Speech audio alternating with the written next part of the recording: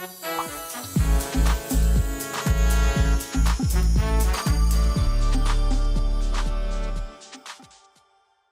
what's going on, ladies and gentlemen? Sorry to be MIA just a few days here since our last podcast. We're getting back in the swing of things, but the Wall Street Journal actually had a very interesting article that we wanted to go through and also definitely commentate here on this podcast about. And the actual title of the article itself is called "As Black Voters Sour on Biden, Will They Abandon the Democrats?" Okay. So, recently we knew that Joe Biden, there were some articles coming out about he's bleeding his black support. Now, why is that happening? They couldn't figure out why that's happening.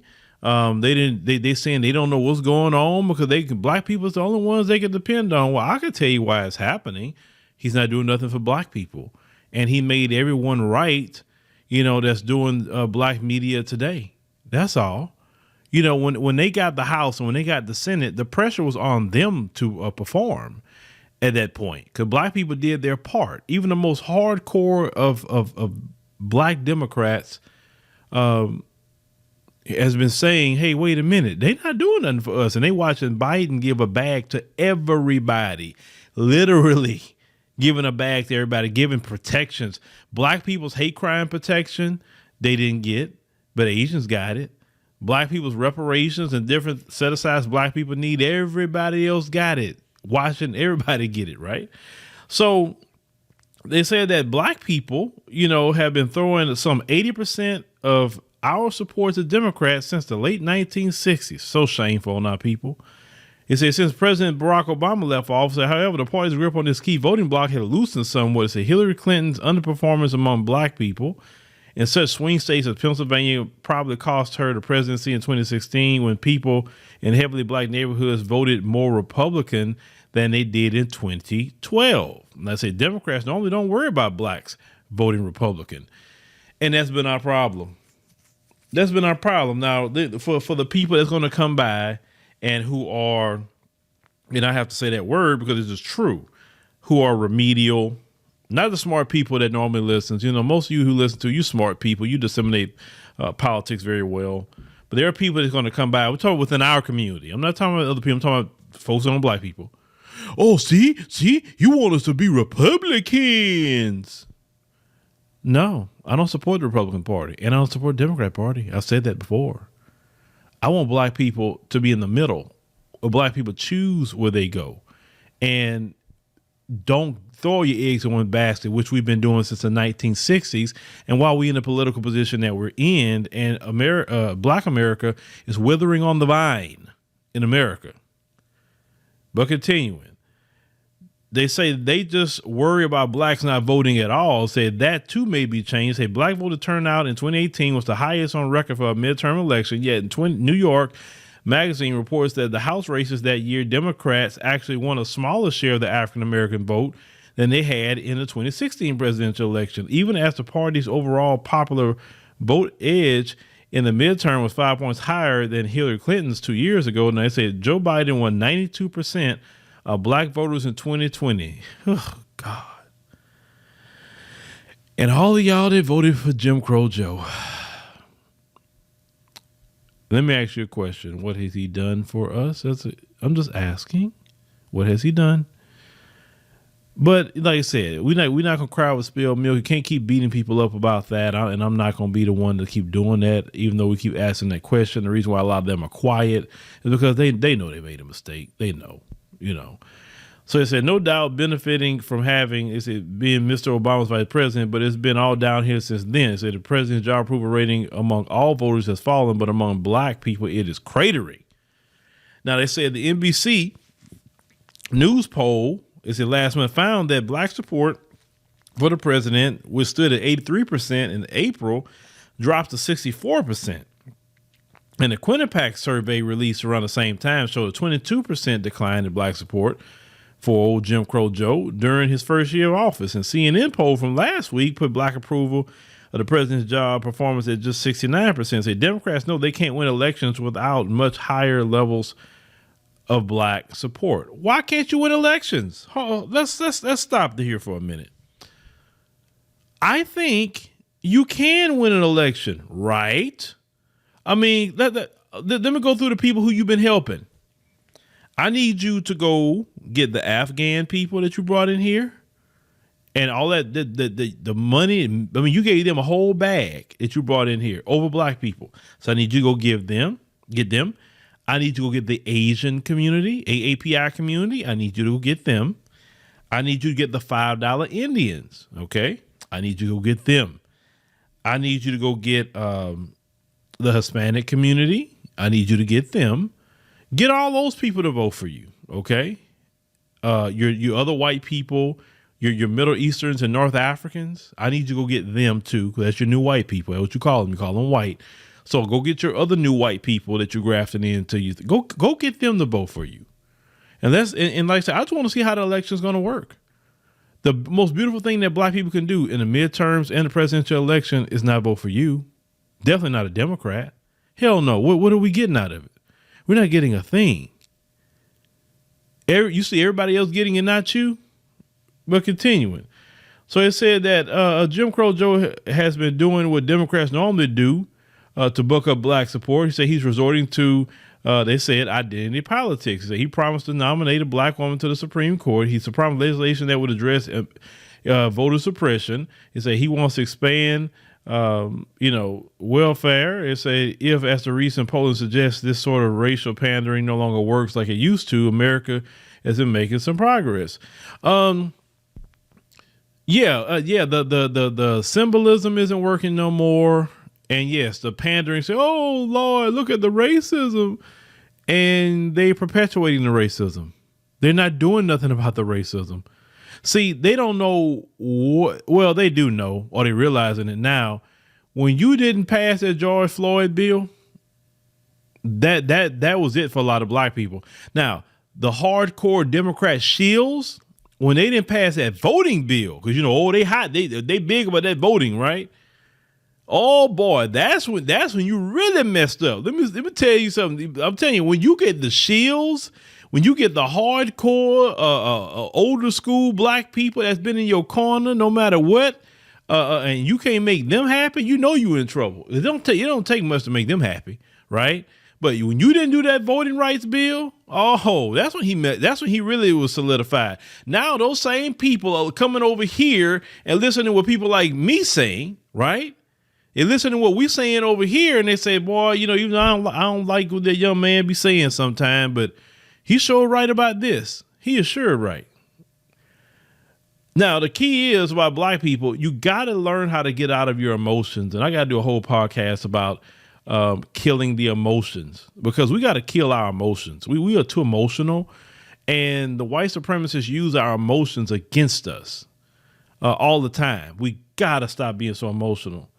Now, they said the country has witnessed a lot of, political norm breaking in the Donald Trump era. Say less black fealty for the Democrat Party could be part of the trend. They say it's easy to forget how bad things were for black people economically during the Obama presidency. Say black unemployment didn't fall below double digits until the third year of Mr. Obama's second term. Say prior to the pandemic, black unemployment, they say under Mr. Trump, reached a record lows. They say black wages rose at a faster rate than white wages. They said Mr. Obama symbolized racial progress, but you can't pay the rent with symbolism. And that's true. You can't pay the rent with symbolism. You're talking about getting a black woman on Supreme Court. What does that do for black folks paying the rent? How that's going to pay your light bill? How that's going to pay your car note? How that's going to pay the insurance and all the different things that you have? How that's going to put food on the table just because you can see a black woman on Supreme Court. And I'm not against a black woman being on Supreme Court, but let's just call it what it is. Like, what is she really going to do for black people? I mean, what she's going to spearhead? I mean, when you present a person like, see, I got this black person. Well, when you say that, that means you bringing somebody around to fight for us. And, that's just not going to happen. Y'all never pick a warrior to fight for us. So they said the black experience partly explains to say why black support for Mr. Trump ticked up in 2020. It said it might also explain why blacks have soured on Mr. Biden. Inflation, which the current administration first denied and then played down, is 40-year high. As blacks are overrepresented among low-income workers who are watching prices rise faster than their wages. In addition to the president want to raise the taxes that Trump cut and regulate sectors of the economy that Trump deregulated. They said black voters aren't eager to return to a pre-Trump economy. Who can blame them? This is what they're saying. Now, this is kind of caping for Trump a little bit here. But reality speaking, Trump did give a payroll tax cut that put more money in just the ordinary workers' pockets. Now we're talking about black people's pockets. If black people have small businesses, a lot of you have started business during the pandemic. A lot of y'all have. And that Trump tax cut helped take your small business tax from 30% down to 22%. That's a help for you. See, when you're in business, you appreciate tax cuts. So when you're just getting a paycheck and you just filing, taxes and you expecting a refund, you're not really making a whole lot. But when you start getting into small business and like that, you want all the tax breaks that you can. You understand? Whether you are a person that just started a business, whether you're selling candles and you made a little money last year selling candles, or some of you are doing sage, or some of you are doing health and fitness, or whatever you're doing to start your business, right? It feels good that you started your own business. So you want the tax cuts because people that have small business pay more, right? And whether you are just you all the way up to somebody like freaking Robert Smith, who's the richest black man in America, you got to pay the same tax system. So, of course, you got to learn how to farm your business and knowing about how to put your business. Definitely, you want to go to LLC and then S Corp, so you can definitely save on some taxes. You want to know all those sort of things because when you get in business, it's for freedom. And also, you're not trying to pay everything in taxes. You want to get every tax break that you can legally, of course. Right. So, yeah, you appreciate those tax cuts. And anybody that's mad at you as a black person for appreciating a tax cut, it lets you know where they at in their head financially. Please. Now, say Biden's efforts to appease his party's progressive wing, they talking about also cost him black support. So black politicians and activists tend to be far more liberal, it said, than the average black voter. It said on this issue, it said school choice, the funding of the police, voter ID, racial preferences. It said individual black Americans hold more conservative views than the elites who claim to represent them. Well, I will say that black people are more socially conservative. Yes, they are. We don't really push what liberals push. Black people just kind of go along with it, but they don't really push that. Okay. Case in point, when Obama wanted the trans people in the bathrooms, well, black people rose up against that, like everybody else rose up against that, right? Now, that's what liberals push. And black people say, nah, look, live your life like you want. I'm not against you. But when you start crossing into going to the bathroom, no, we ain't doing all that.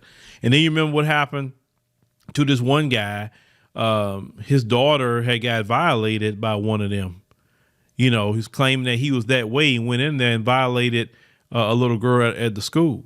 And then when he went to the school board, after whatever happened about it, they want to drag him out. Like, drag him out for what? He's fighting for his daughter. And this was what we said was going to happen, right? And it happened. Remember, there was another story. We had a women's spa, and one of them went in there like that, and the women was complaining about, hey, you got this dude walking around here, with his twig swinging all over the place in front of my children. Like, and it's supposed to be the women's spa. Talking about he's one of them. You know what I'm saying? Anyway, so they can continue here. They say that the political scientists Ismail White and Cheryl Laird argue in the 2020 book Steadfast Democrats that black partisan loyalty is less issue-based and has to do with social pressure from other black people. Say, but as the black middle class grows and black interests become less unified and more varied, the solidarity politics, they say, we see among black voters will inevitably start to wane, as is with other racial and ethnic groups. Yeah, because in our community, that's true. They will call you a sellout if you say, well, yeah, I'm a black conservative. They're like, oh, you freaking sell out. Oh, you sold out the black community. You a traitor to your race. You this and that and the third. I'm like, who started that? That you are a traitor to your race. Matter of fact, for black folks voting 92% in an election for Biden, you a traitor to the black community. You a sellout. You gave all your support to this one dude that has showed us his natural behind. He stuck the finger at black folks and said, watch how I treat y'all. Then that's what I'm at. That's why I'm at this point. I say, you vote for Democrats, you'll sell out too. How about that? Shoot, I'm sick and tired of hearing that. Black folks need to play like them other groups. Yeah, people complain on other groups and these other groups do this and these other groups do them other groups are doing exactly what they need to do. Y'all need to start accepting that. These other groups are coming in here to play the game and get a bag. That's what we need to do. Man, forget all that symbolism, forget all that you trying to be the good person, all that. No, you need to play the game and get the bag for the black community. It ain't about liking somebody. Oh, I don't like him. I don't like her. It don't matter who you like. It's about getting the bag and playing the game for our community. And because these other groups is coming in here to get the bag and play the game, this is a lot of reason why they're starting to pass us. It's because we still on that I gotta like you.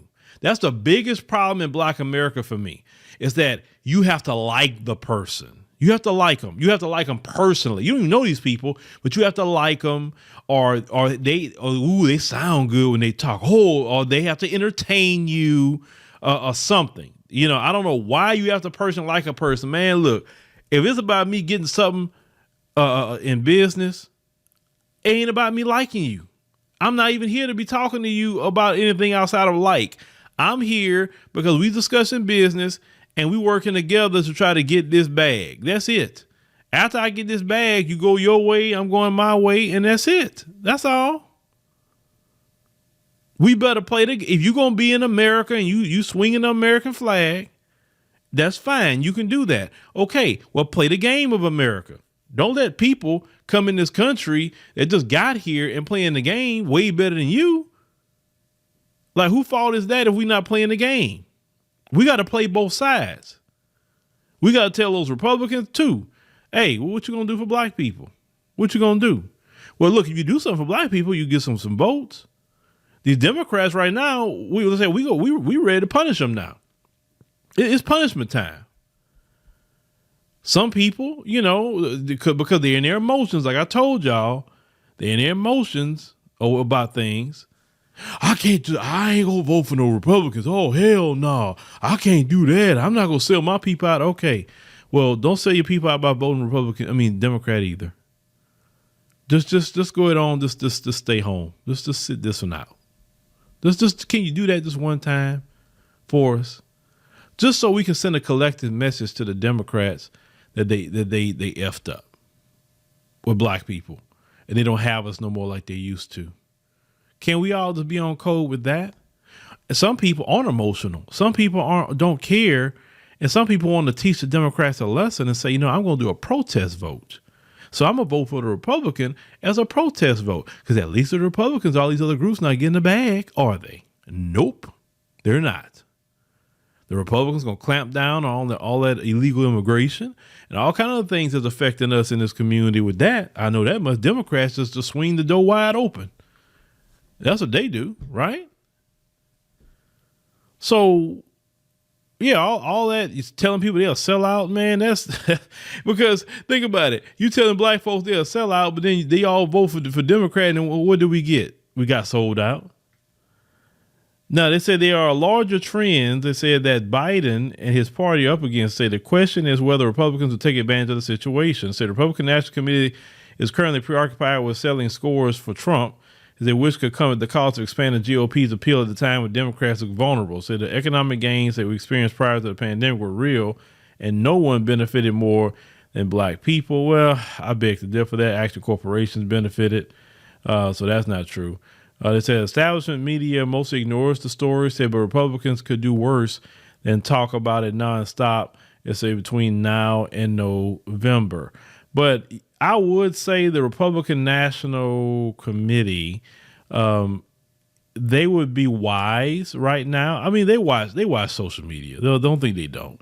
They'll be wise if they will come up and say, hey, look, you vote for us.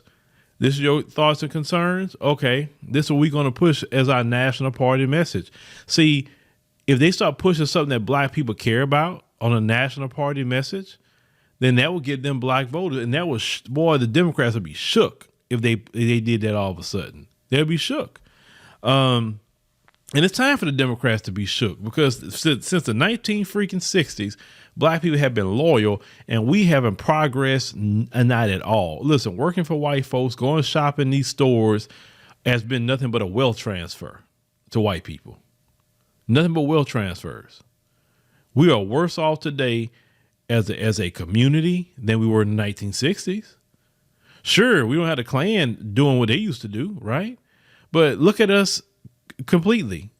Look at the black family, in shambles in a lot of ways. 80% of our children are born in single parent households, right? So we don't have the family together. It's the family. It's the nucleus of any community. Okay. That same party pushed all these social programs that didn't want men in the household. It was that party that pushed all that mess. Okay. We don't own the amount of businesses we used to own. Our home ownership rates haven't changed worth a bit since the 1960s. They kept us at bay with home ownership. And home ownership is economic assets that black Americans need. Okay? A lot of things has not changed. We literally in the same position that we were in the 1960s. And some areas we are worse off than we were in the 1960s, okay? Do you know 22% of people were single in the 1960s? 22%. So that means the majority of black people were married. We have all this whoredom being pushed, drug culture being pushed, the worst of the worst, all this OnlyFans and all. I mean, it's just horrible what's going on in this country. Horrible. And it has affected the black community. And, I love when I go places and I see that this culture isn't, around. Like, I think when I go to the African continent, same thing. I don't see all this old wicked culture here. When I go to times I've been at least twice to Istanbul, Turkey, that wasn't allowed, all that stuff. I mean, it's just horrible what we see here, right? It's just extremely horrible. Even in our community, man, we have allowed so much filth in our community that we never would allow. And if you look at this current party that black people are voting for, black people are voting for that filth because that party promotes that filth.